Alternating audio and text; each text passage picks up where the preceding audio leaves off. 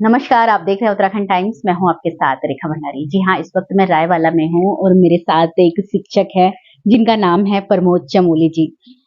काफी अच्छा अनुभव है अ, आपका शिक्षा जगत में। अभी आप शिक्षक भी हैं, प्रभारी प्रधानाध्यापक हैं आप राजकीय प्राइमरी विद्यालय कुड़िया टिहरी गढ़वाल में। ये कहाँ आता है? दोगी पट्टी में आता है। आपका रायवाला क्षेत्र में भी एक स्कूल चल रहा है, तो कई सालों से आप चला रहे हैं। दर्शकों को बताइए कि किस तरह से आप शिक्षा जगत को ही क्यों आपने चुना अपने करियर के लिए। सबसे पहले तो मैं सभी जो उत्तराखंड टाइम्स को देख रहे हैं अ, उन सबको नमस्कार करता हूँ और आपका भी धन्यवाद करता हूँ कि आप शिक्षा के क्षेत्र में इस तरह से अच्छा काम कर रहे हैं। मेरा नाम प्रमोद चमोली है और मैं पिछले लगभग 12 सालों से राजकीय सेवा में काम कर रहा हूँ। और जैसा कि आपने पूछा कि आपने शिक्षा का क्षेत्र ही क्यों चुना, क्योंकि भले ही मैं राजकीय सेवा में विगत 12 सालों से हूँ, लेकिन शिक्षा के क्षेत्र में मैं करीबन 35 सालों से काम कर रहा हूँ। तो हालांकि मेरी पढ़ाई जो है वो इंजीनियरिंग की पढ़ाई है। मैंने इलेक्ट्रॉनिक्स इंजीनियरिंग की है और कुछ साल उसमें सेवा भी की थी। लेकिन मुझे लगता है कि सारी जितने भी सर्विसेज होती हैं, उन सब में बेस्ट सर्विस एक टीचर की होती है, क्योंकि यहाँ पे हम अ, बच्चों के जो चाहें वो बना सकते हैं। बच्चों का भविष्य बना सकते हैं, उनका उनको अच्छी पढ़ाई करा सकते हैं।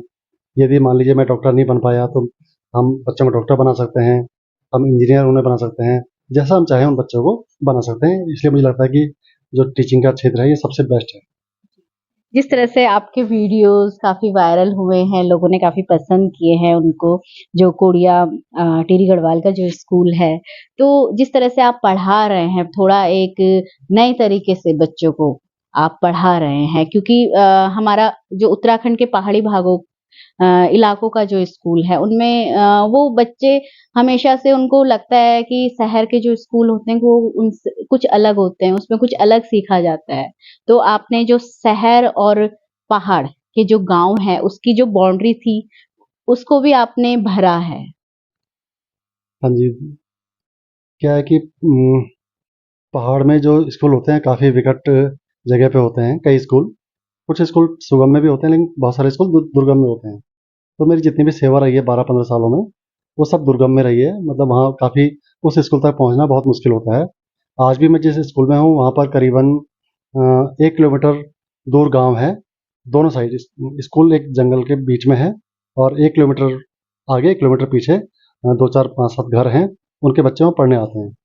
तो ऐसी स्थिति में बच्चों के लिए बहुत मुश्किल होता है वहाँ पे आना, फिर पढ़ाई करना, पढ़ाना उनको। हमारे लिए मुश्किल होता है क्योंकि संसाधनों की बहुत कमी होती है। लेकिन क्योंकि मेरा क्षेत्र जो था इंजीनियरिंग का था, तो मुझे लगता है कि बच्चों को किताबी नॉलेज की अपेक्षा व्यावहारिक यदि नॉलेज दिया जाए, किताबी ज्ञान की अपेक्षा व्यावहारिक ज्ञान दिया जाए, तो बच्चे अच्छा सीखते हैं और उनका उनका जो ज्ञान उन्हें मिलता है, वो स्थायी ज्ञान मिलता है। तो इसके लिए मैंने कई कई सारे प्रयास किए हैं। जैसे हमारे विद्यालय में लगभग 10-12 कंप्यूटर हैं लगे हुए इस समय। हमारी 2 क्लासेस हैं, 2 कक्षा कक्ष हैं, वो दोनों दोनों में स्मार्ट बोर्ड लगे हुए हैं और हम बच्चों को स्मार्ट बोर्ड से हमारे राजकीय उसमें बोलते हैं आईसीटी, इंफॉर्मेशन कम्युनिकेशन टेक्नोलॉजी, उसको यूज़ बहुत ज़्यादा करते हैं हम लोग। और हमारे जो जितने भी पार्ट होते हैं एनिमेटेड लेसन्स होते हैं, एनिमेटेड पार्ट होते हैं, उनसे हम बच्चों को पढ़ाते हैं। तो बच्चों को क्या है व्यवहारिक चीज़ें मिलती हैं कि हाँ भाई, यदि हम भिन्न की बात करें तो भिन्न का मतलब क्या होता है। कहने का मतलब है कि हम उन्हें बहुत छोटे-छोटे कॉन्सेप्ट करके दिखाते हैं, प्रैक्टिकल करके दिखाते हैं। चाहे वो जोड़ का सवाल है, चाहे वो भाग का सवाल है, या हिंदी है या इंग्लिश है, उन्हें बहुत छोटे-छोटे स्केल पे उन्हें करके दिखाते हैं। हर चीज़ प्रैक्टिकल करके दिखाते हैं, तो बच्चे को बहुत अच्छे से समझ में आता है। यदि हम एक सामान्य ज्ञान की बात करें, तो हम अपने स्कूल से शुरू करते हैं और बच्चा बच्चा चंद्रमा, सूरज तक पहुँचता है और उसे हर बात पता होती है। ग्रह कितने हैं, सूर्य से धूप कितनी देर में हमारे धरती पे आती है, हमारे बगल में जो नदी है, ये कौन-सी नदी है, इसकी लंबाई कितनी है, कितने प्रयाग हैं, गंगा जी कहाँ, मतलब उन्हें क्योंकि वो सामने देख रहे होते हैं, तो उन्हें लगभग गंगा जी से जुड़ी हुई सारी बातें पता हैं। उद्गम स्थान कहाँ पर है, गंगा जी कहाँ पर बनती है, कौन-सा प्रयाग है, कितने प्रयाग हैं, क्योंकि गंगा जी वो देख रहे हैं सामने पे, उससे जुड़े हुए सब चीज़ें हैं। प्रयाग भी जुड़े हुए हैं, वेद भी जुड़े हैं, तो वेद के बारे में उन्हें सब पता हो जाता है। तो मेरा ये मानना है कि उन्हें यदि व्यावहारिक ज्ञान दिया जाए, छोटी-छोटी बातों का भी, तो बच्चों का स्थायी समझ उनके अंदर आती है। आप शिक्षक हैं, आपसे मैं पूछूंगी कि शिक्षक का कितना बड़ा रोल होता है एक हम सबके लाइफ में। हर कोई जानता है, लेकिन फिर भी आप बताइए कि कितना रोल होता है शिक्षक अपने शिष्य को, अपने जिसको पढ़ा रहा है, वो किस तरह से उसको बदल सकता है। एक शिक्षक एक बगीचे का चतुर माली है, जो बहुत अच्छे ढंग से अपने फूल पौधों को तैयार करता है। तो वही रोल शिक्षक का भी है। समाज में शिक्षक एक आदर्श के रूप में होता है। शिक्षक का आचार व्यवहार कैसा है, उसका समाज में किस तरह से व्यवहार है, वो सब सब कुछ काउंट करता है। बच्चे हम जो पढ़ा रहे होते हैं वो तो देखते ही हैं, लेकिन हमारे व्यवहार को भी बच्चे ध्यान से देखते हैं, समझते हैं। और साथ में बच्चे अपने टीचर को बहुत ज़्यादा एक तरह से उनके लिए हम रोल मॉडल हैं। हम जैसे कपड़े पहनते हैं, हम जिस तरह की बातें करते हैं, हम जैसे रहते हैं, जैसे जिस जिस तरह से भी हम स्कूल में रहते हैं, बच्चे वो हर चीज़ को नोटिस करते हैं। हर चीज़ को देखते हैं कि हमारे सर ने या मैम ने किस तरह के कपड़े पहने हैं, किस तरह से वो बातें कर रहे हैं, ये सब कुछ देखते हैं। तो बच्चे के लिए तो हम रोल मॉडल हैं ही।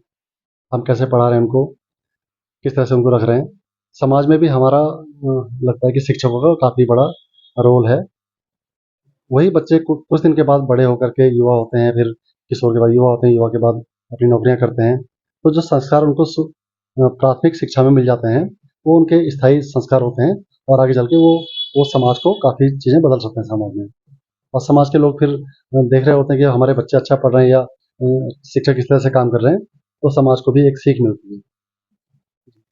जिस तरह से आज का जो एजुकेशन सिस्टम है, पहले के टीचर्स तो बच्चा कुछ गलत करता था, नहीं पढ़ता था, खूब पिटाई, डाँट ये सब चीज़ें चलती थी। लेकिन आज तो इसमें तो बैन ही लग गया, आप कर ही नहीं सकते, किसी बच्चे को डाँट नहीं सकते। तो ऐसे समय पे कैसे आप उस बच्चे को कोई गलत कर रहा है, तो कैसे आप समझाते हैं उसे, कैसे बताते हैं? हाँ जी, देखिए अब पहले तो हमने भी मार खाई है काफ़ी अपने इसी टीचर से, लेकिन अब वो टाइम नहीं है।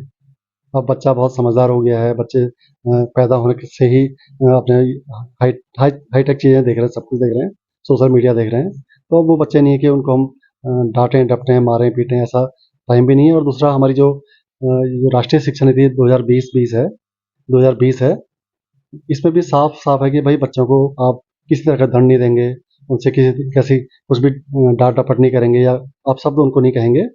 तो वो एक तरफ से अच्छा भी है, एक तरह से अच्छा भी है ये कि हम बच्चों को डांटे नहीं मारे नहीं। क्योंकि मेरा ये मानना है या मैंने ये अनुभव किया है कि बच्चे, जैसे मैं अपने स्कूल की बात करूं, तो मेरे स्कूल में बच्चे पहले बहुत कम आते थे। जिस स्कूल में अब हूँ, मुझे वहाँ पर लगभग 2 साल हो गए हैं। तो वहाँ पे उनकी अपसेंट बहुत होती थी बच्चों की। यदि वहाँ पे 20 बच्चे हैं तो 7-8 बच्चे स्कूल आते थे। तो मैंने ये देखा कि ये बच्चे स्कूल आते क्यों नहीं है। अब मैंने जब पूछा जो वहाँ पे पुराने टीचर थे, तो बोला जो सर थे वो उनकी पिटाई करते थे, तो बच्चे डरते हैं इसलिए वो आते नहीं है। तो फिर मैंने वहाँ पे 2 चीज़ें नोटिस की कि यदि हम बच्चे को स्कूल में ऐसा माहौल दे दें जो उन्हें घर में ना मिले, मतलब मीन्स खेलने कूदने के लिए उनको अच्छा कर दें, और दूसरा उनको डांटे डपटे नहीं, तो वो बच्चे स्कूल आना शुरू कर सकते हैं। अब मैंने वही किया। तो उससे क्या हुआ कि बच्चे हमारे यहाँ इस समय जो मेरे स्कूल की मैं बात करूँ, तो लगभग 100% अटेंडेंस रोज रहती है। बहुत रेयर रेयर केस होता है जब बच्चे एबसेंट होते हैं। तो मारना पीटना डांटना डपटना ये पुरानी बातें हैं। अब तो बच्चे बहुत समझदार हैं।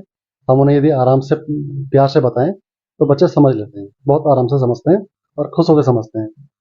उनको किस तरह से रहना है, कैसे कपड़े पहनने हैं, कैसे उनको पढ़ाई करनी है, खाली बोलने से वो समझते हैं बात को। यदि कोई कोई कहता है कि भाई बिना मारे बात बच्चे नहीं समझते हैं, तो मुझे लगता है कि वो गलत बोलते हैं। मैं इस बात पे बिल्कुल सहमत नहीं करता हूँ कि बच्चों को मारना बहुत ज़रूरी है या डांटना ज़रूरी है। बच्चे बिना मारे बिना डांटे हुए बहुत अच्छे से पढ़ सकते हैं। और मैं अपने स्कूल में इस तरह से करता जिस तरह से विदेशों का जो एजुकेशन मॉडल काम करता है, बच्चे के इंटरेस्ट के हिसाब से चलता है, अभी धीरे धीरे इंडिया में भी शुरू हो रहा है। लेकिन इम्प्लीमेंट वो काफ़ी समय लगेगा, क्योंकि हमारे जो पेरेंट्स होते हैं उनको तो अपने बच्चों को चाहिए कि वो रट जाए, पूरी किताब उसकी अच्छी हो जाए, रट जाए, उसकी हैंड राइटिंग अच्छी हो जाए, कॉपियाँ उसकी भर जाए, तब जाके उनको लगता है कि हाँ टीचर पढ़ा रहा है। मैंने जैसा शुरू में कहा ना कि देखिए बच्चे को व्यवहारिक ज्ञान देना ज़रूरी है। अब अ, अधिकांश लोग ये समझते हैं कि जो किताब होती है वही एक टूल है बच्चे को पढ़ाने का, जबकि ऐसा नहीं है।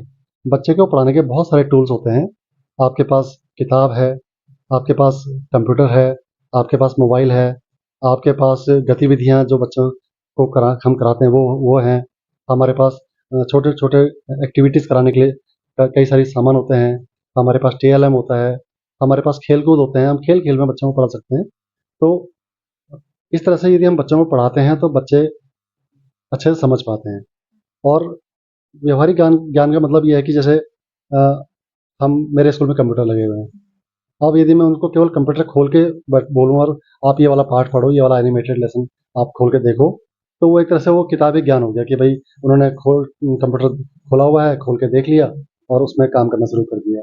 लेकिन व्यवहारिक ज्ञान ये है कि बच्चे स्वयं से कंप्यूटर ऑन करें ऑन करें, उस पे अपना पार्ट खोलें, उस पार्ट को पढ़ें, फिर अपने आप से उसको शट डाउन करें, फिर शट डाउन करने के बाद प्रॉपर यूपीएस बंद करें, स्विच बंद करें, फिर अपनी सीट पे जाके बैठ जाएँ, तो ये व्यवहारिक ज्ञान है। तो ये व्यवहारिक ज्ञान जो उनको अभी मिल गया है, ये आगे चल के उनके हमेशा काम आएगा। तो जो विदेशों में चलता है, वो हमारे यहाँ भी चलने लग गया है। और अभी जो नई शिक्षा नीति है, इसमें तो बहुत ज़्यादा फोकस इस समय इसी बात का है कि बच्चों को व्यवहारिक ज्ञान जो है, वो ज़्यादा से ज़्यादा सिखाया जाए, किताबी ज्ञान को के अलावा।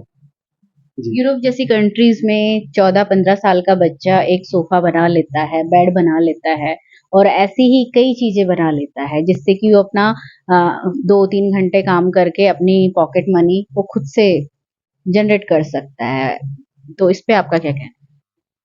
देखिए, वहाँ विदेशों में इस तरह का कल्चर है कि बच्चे जैसे ही थोड़ा-सा बड़े होते हैं, 5-6 साल के बच्चे होते हैं, तो उन्हें कुछ न कुछ काम पे लगा दिया जाता है, उनकी रुचि को देख कर के। अभी उस तरह का कल्चर हमारे देश में नहीं है। हमारे यहाँ अभी बच्चा 5 साल का हो या किशोर हो या युवा हो, तो हम उसे बच्चा ही मानते हैं। सारे पेरेंट्स के अंदर भी ये है कि हमारा बच्चा है। जबकि वास्तव में उसको पहले ही ये व्यावहारिक चीज़ें सिखा देनी चाहिए थी। तो अभी हमारी शिक्षा नीति में ये दिक्कतें तो हैं कि हम उनको व्यावहारिक ज्ञान नहीं दे पा रहे हैं। भाई, जो कॉम्पिटिशन में जो चीज़ें आती हैं वो स्कूल में नहीं पढ़ाया जा रहा है, या जो जो पढ़ाया जा रहा है वो उनके कॉम्पिटिशन में काम नहीं आ रहा है। यदि हम एमबीबीएस की बात, नीट की बात करें, जेईई की बात करें, तो बच्चों को एक्स्ट्रा कोचिंग लेनी ही पड़ रही है। इसका मतलब स्कूलों में वो चीज़ पढ़ाई जा रही है जो जो ज़रूरत नहीं थी। ज़रूरत नहीं थी। लेकिन क्या है, अभी लोग फिर भी मतलब पढ़ाई करने के बाद फिर वहाँ पढ़ रहे हैं। तो ये हमारी जो नई शिक्षा नीति है, इसमें तो है कि बच्चों को व्यवहार से जोड़ा जाए, बच्चों को जो काम आए वो सीख करके आए। लेकिन अभी थोड़ा इसमें समय लगा है, क्योंकि हमारे देश का ये कल्चर ही नहीं है कि हम बच्चे को 5-6 साल के बाद ही कुछ काम करना सिखा दें। अभी इसमें टाइम लगेगा। जी, जी। जिस तरह से आप पहाड़ों के स्कूल में आप पढ़ा रहे हैं, उसके अलावा जो उत्तराखंड के मैदानी भाग ये देहरादून में आता है रायवाला, तो यहाँ भी आपका कई सालों से स्कूल रहा है प्राइवेट, तो उन बच्चों में और इन बच्चों में आपको कितना अंतर लगता है?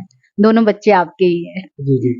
हाँ, रायवाला में हमारा स्कूल है और पिछले 32 सालों से स्कूल चल रहा है, 32 साल हो गए स्कूल चलते हुए।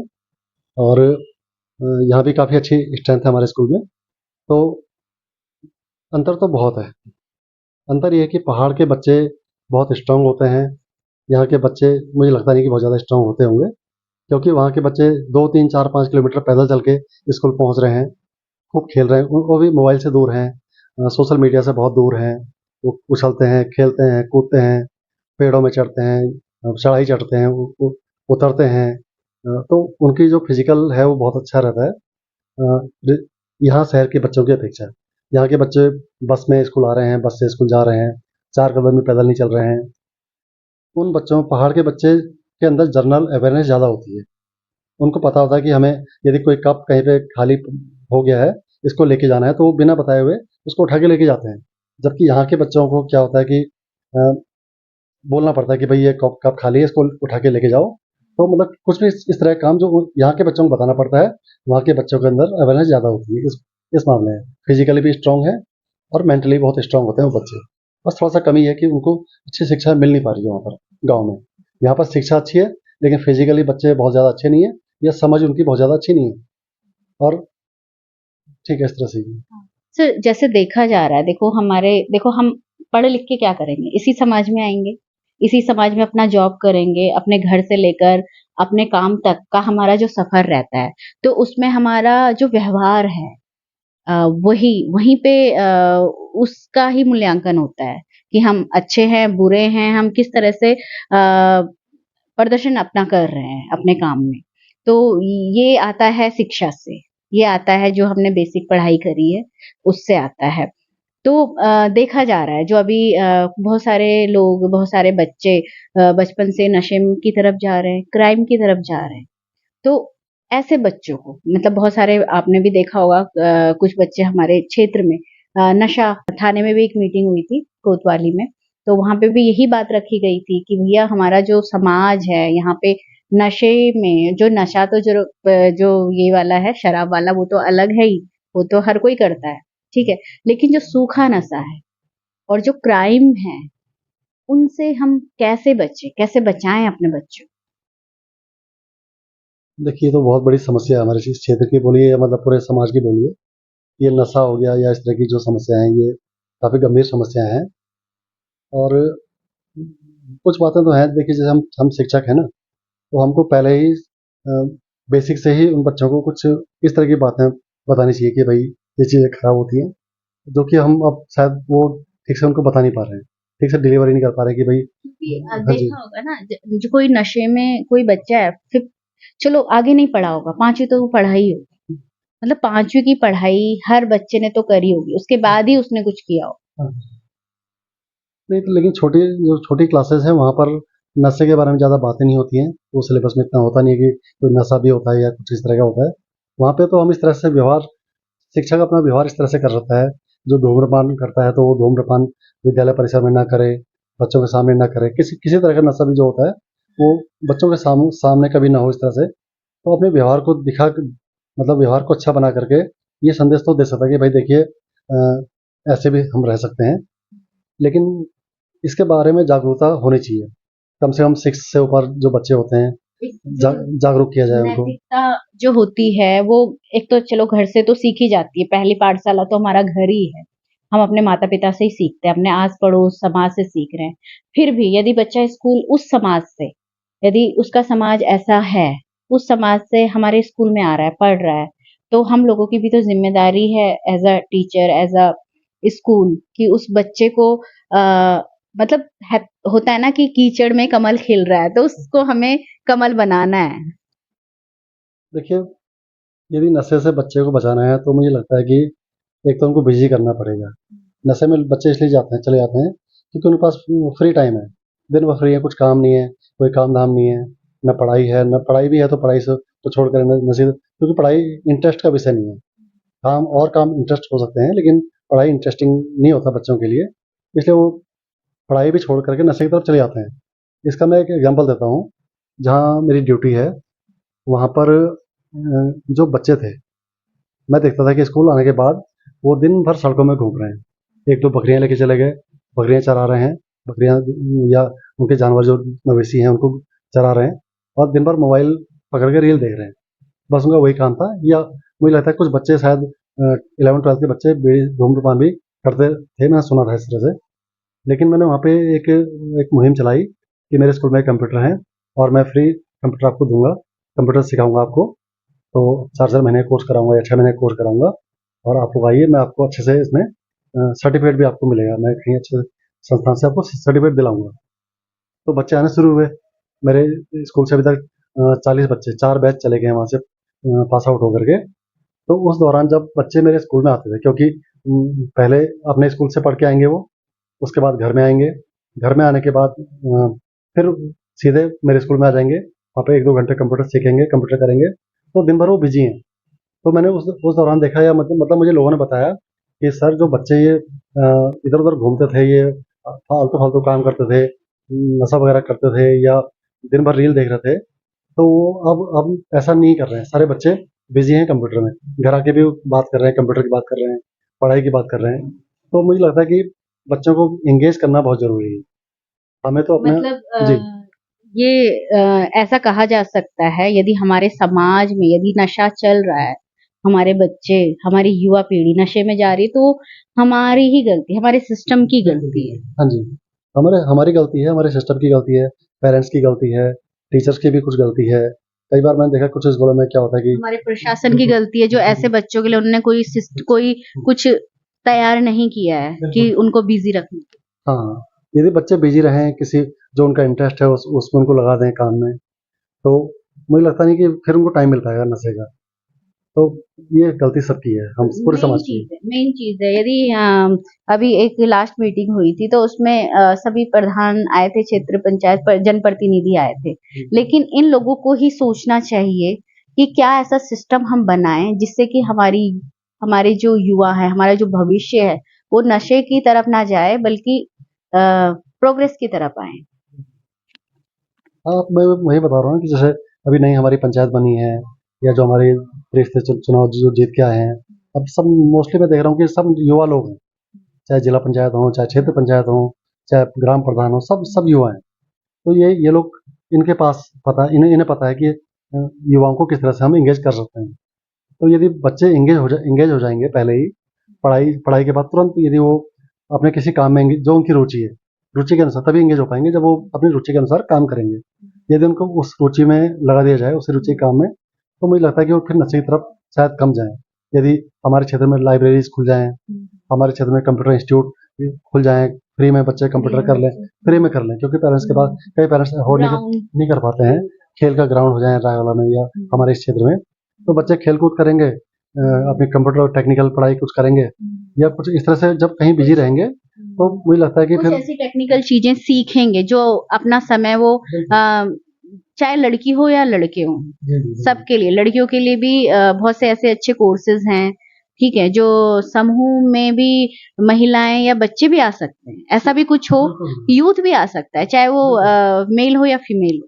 बिल्कुल बिल्कुल। भाई देखिए, जो लड़कियां हैं उनके सिलाई केंद्र खुल जाएं, उनके लिए सिलाई कढ़ाई केंद्र खुल जाएं, या कुछ उनकी हॉबी ब्यूटी पार्लर जैसे आजकल बच्चों को बड़ा इंटरेस्ट होता है, तो उसके कुछ कोर्स खुल जाएं जो बहुत या तो कम पैसे में या फ्री में कुछ इस तरह की व्यवस्था बन जाएगी, वो फ्री में कुछ कर लें या कुछ बहुत कम फीस में कर लें, तो लड़कियों के लिए भी हो सकता है और लड़कों के लिए भी हो सकता है, लाइब्रेरी वगैरह। मेन है कि आज हम डिजिटल युग में आ गए हैं तो हमारे लिए मार्केट भी बहुत मुश्किल नहीं है, हम बहुत छोटी जगह से बहुत बड़ा काम कर सकते हैं। अब मुश्किल नहीं है इस डिजिटल युग में आगे बढ़ना, तो हम बच्चे हैं, यूथ है, कैसे आगे बढ़े डिजिटल युग में। देखिए, अब तो बहुत सारे तरीके हैं, बहुत सारे माध्यम हैं जिससे बच्चे अपना इंटरेस्ट को या अपने काम को आगे बढ़ा सकते हैं। यदि कोई बच्चा पेंटिंग में अच्छा है, तो अपने फेसबुक के माध्यम से, व्हाट्सएप के माध्यम से, किसी भी सोशल मीडिया के माध्यम से, यूट्यूब के माध्यम से उसको दिखा सकता है, उसे सेल कर सकता है, बेच सकता है, जो भी जिसको काम आता है। कुछ एग्जांपल मैं अपने गांव की बताता हूँ।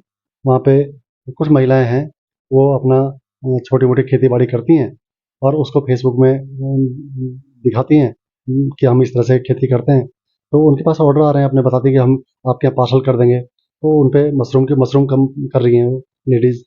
कुछ बच्चे ऐसे हैं जो मैंने देखे हैं हमारे गांव में ही वहीं पर हैं, वो कारपेंटर पढ़े पढ़े लिखे बच्चे हैं, उन्होंने ग्रेजुएशन की हुई है, लेकिन अपने पिताजी का काम संभाल रहे, दोनों बच्चे, तीनों बच्चे, और उसको सोशल मीडिया में डाल रहे हैं, यूट्यूब में डाल रहे हैं, फेसबुक में डाल रहे हैं, और उन्होंने इतना अच्छा कारोबार वहाँ पर कर लिया है।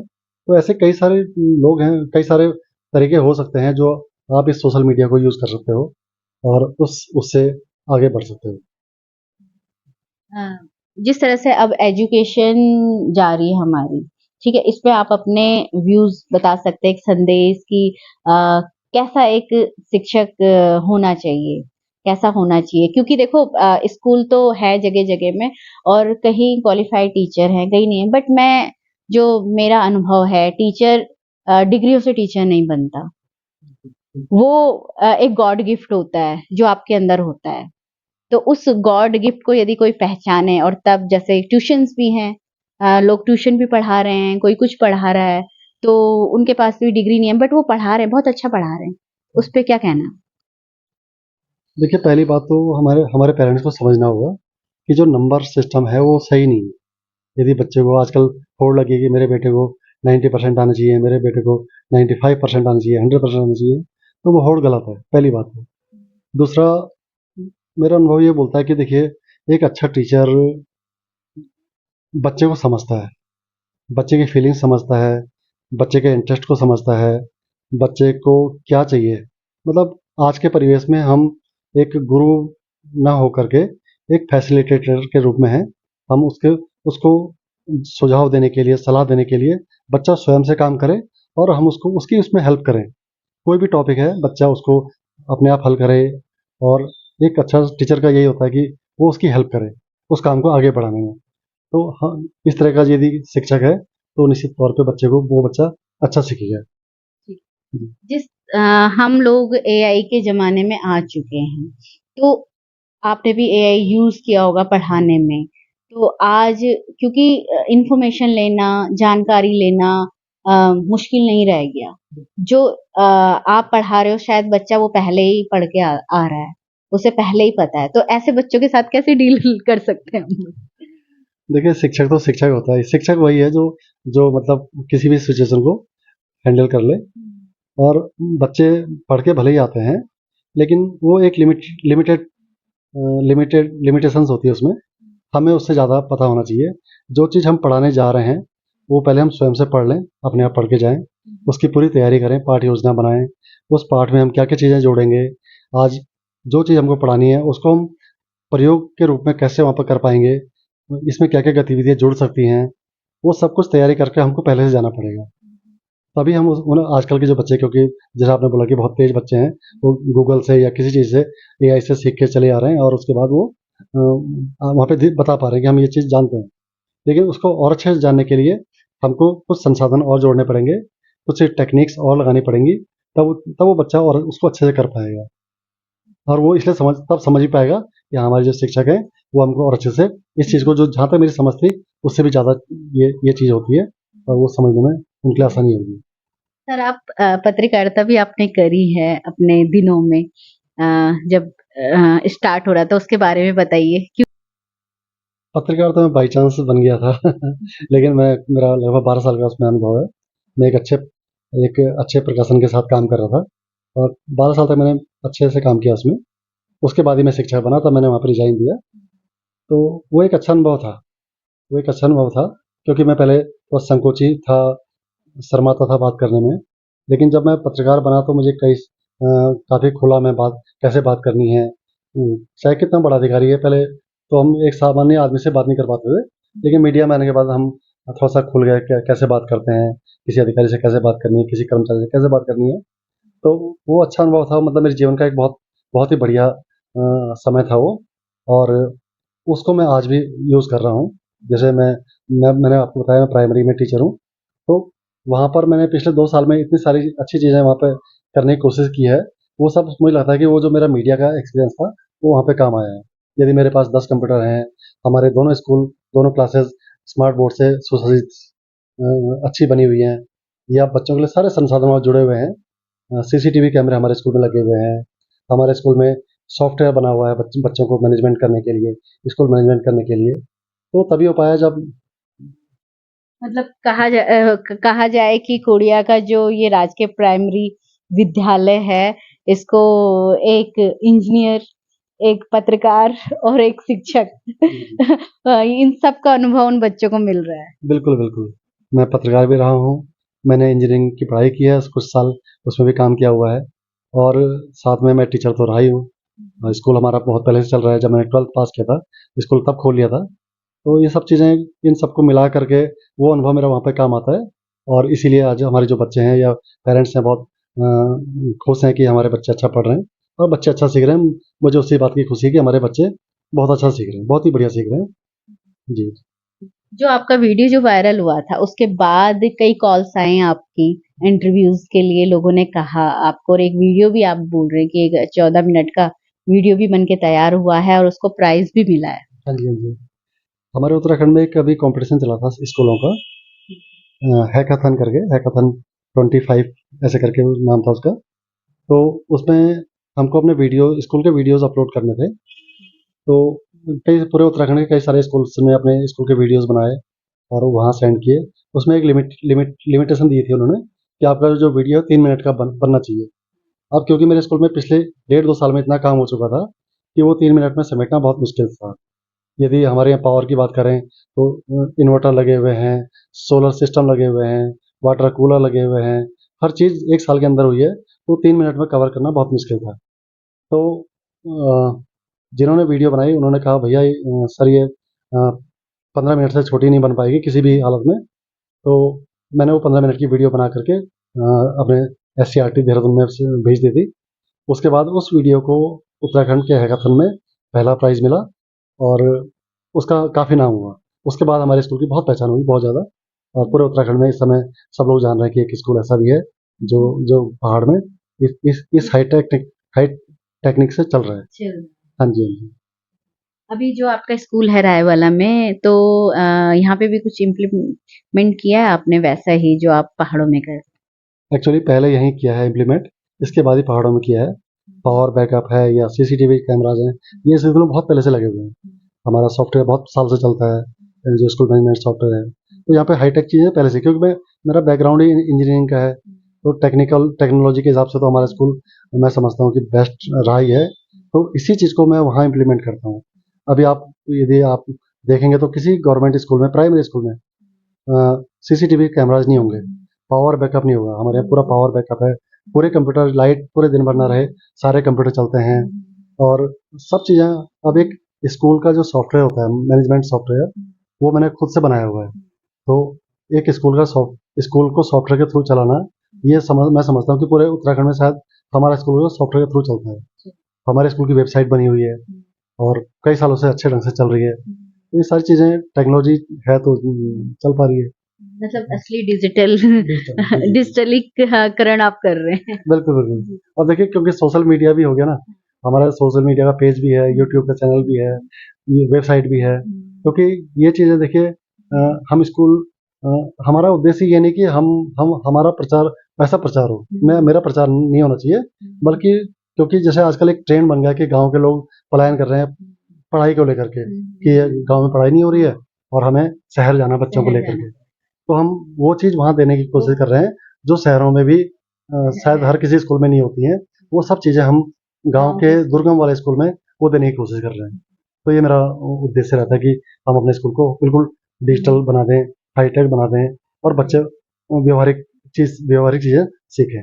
ये उद्देश्य रहता है। उत्तराखंड के पहाड़ों में कई स्कूल बंद होने के कगार में हो भी चुके हैं, तो इस पे क्या कहना है आप? देखिए, एक्चुअली क्या है कि पहाड़ के स्कूलों में सबसे बड़ी समस्या तो पलायन की हो गई है। अभी कई सारे लोग तो शिक्षक को दोष देते हैं कि शिक्षक नहीं पढ़ा रहे ठीक से। वो बात भी नहीं है, क्योंकि देखिए अब यदि एक स्कूल में 30 बच्चे हैं, 20-22-25 बच्चे हैं, तो केवल उसको एक शिक्षक पढ़ा रहा है। कक्षा 1 से 5 तक पढ़ाना है, सारे विषय भी पढ़ाने हैं। उसके अलावा स्कूल के भी बहुत सारे अपने काम होते हैं, कई सारी डाक होती हैं जो देनी होती हैं। तो सारे काम यदि 1 या 2 टीचर करते हैं तो क्वालिटी कहाँ से मेंटेन होगी। दूसरा, जो हमारा भौतिक संसाधन होते हैं, जैसे कि कमरे हैं, क्लासरूम्स हैं, टूटे-फूटे होते हैं कई जगह पे, कई बार छतें टपक रही होती हैं। तो अब तो खैर सरकार ध्यान दे रही है इन बातों पे, लेकिन पहले इस तरह की स्थिति थी। अब जैसे मैं अपने स्कूल की बात कर रहा हूँ, अभी 2 साल पहले यदि आप देखते तो स्कूल की छतें नीचे गिर रही थी, प्लास्टर झड़ रहा था, हर चीज़ खराब था। बच्चे टॉयलेट करने के लिए जंगल में जा रहे थे, टॉयलेट बंद पड़े थे, खराब पड़े थे। तो मैंने जब लेटर दिए अपने डिपार्टमेंट को दिए, उन्होंने पैसा स्वीकृत किया, हमारे यहाँ नया किचन बना, नए नए टॉयलेट वगैरह बने। तो कर रहे हैं इस तरह से, मतलब तो समस्या ये हो रही है कि लोग पहाड़ों से पलायन कर रहे हैं शहर की तरफ को, सबसे बड़ी समस्या वो है। दूसरी समस्या ये है कि पहाड़ के स्कूलों में टीचर्स की भी कमी हो रही है, टीचर्स भी नहीं है, पहाड़ नहीं चढ़ते। पहाड़ कोई चढ़ना नहीं चाह रहा है, सब लोग चाह रहे हैं कि हम नीचे ही रहें।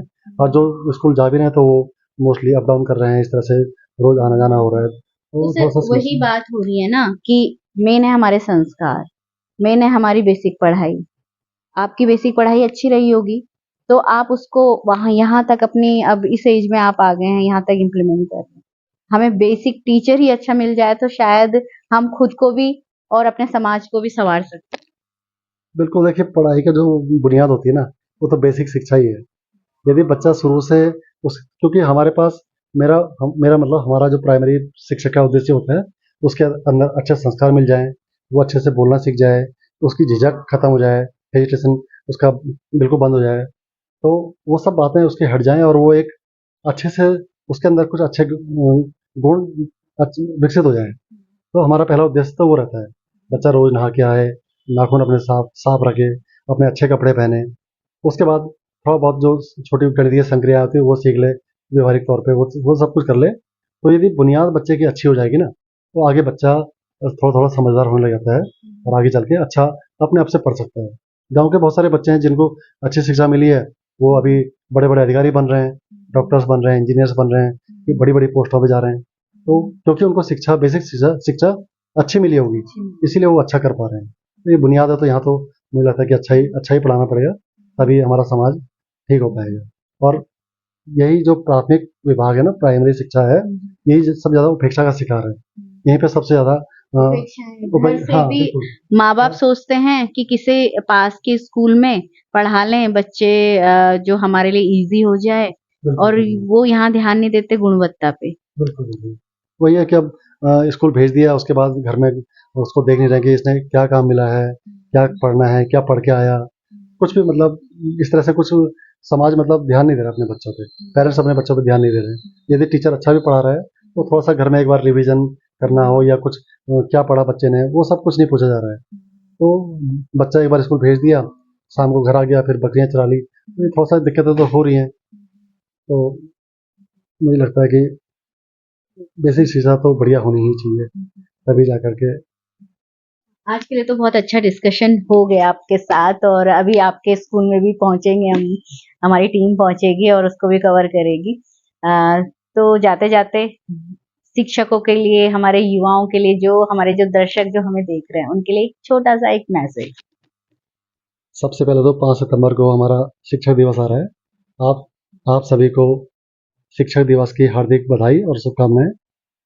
और मेरा संदेश यही है हमारे शिक्षकों के लिए, हमारे दो मित्रों के लिए, आदरणीय जो हमारे शिक्षक साथी हैं, कि अपने काम को पूरी ईमानदारी से, मेहनत से करें और पूरी लगन से यदि बच्चों को पढ़ाएंगे, क्योंकि हमारा प्राथमिक दायित्व यही है कि बच्चे अच्छे से पढ़ें। और समाज भी हम मतलब जैसे आज शिक्षक का एक उपेक्षा की जा रही है समाज में, उस तरह से ना देखें। और शिक्षक एक बच्चे का भविष्य बनाने संवारने के लिए बहुत बड़ा एक मार्गदर्शक है। तो शिक्षक का सहयोग करें, शिक्षक से लगातार मिलते रहें, बातचीत करते रहें, अपने बच्चे के बारे में बातचीत करें, पढ़ाई के बारे में बातचीत करें, विद्यालय में क्या कमियां हैं, क्या अच्छाइयाँ हैं, उसके बारे में चर्चा करें, सहयोग करें। तो यदि इस तरह से पेरेंट्स और टीचर्स सब मिलकर के काम करेंगे, तो निश्चित तौर पे बच्चा बहुत अच्छी पढ़ाई करेगा। अच्छी पढ़ाई करेगा और अच्छे समाज का निर्माण हो पाए। बिल्कुल। एक अच्छे समाज का निर्माण हो पाएगा। ये थे हमारे साथ प्रमोद चमोली जी, जो प्रभारी प्रधानाध्यापक हैं राजकीय प्राथमिक विद्यालय कुड़िया टेरी गढ़वाल के, और हमारे क्षेत्र रायवाला में भी इनका पहले जो ये स्कूल चलाते थे वो भी काफी अच्छा चल रहा है। तो बहुत सारी बातें आपको समझ आ गई होगी, पता चल गई होगी। इस जो शिक्षक का महत्व है उसके बारे में आपको पता चल गया होगा। तो ऐसे ही कई शिक्षक से आपको मिलाने की मैं कोशिश कर रही हूँ और उनकी बातें आप तक पहुंचाने की कोशिश कर रही हूँ। तो बने रहिए उत्तराखंड टाइम्स के साथ। रायवाला से रेखा भंडारी, उत्तराखंड टाइम्स।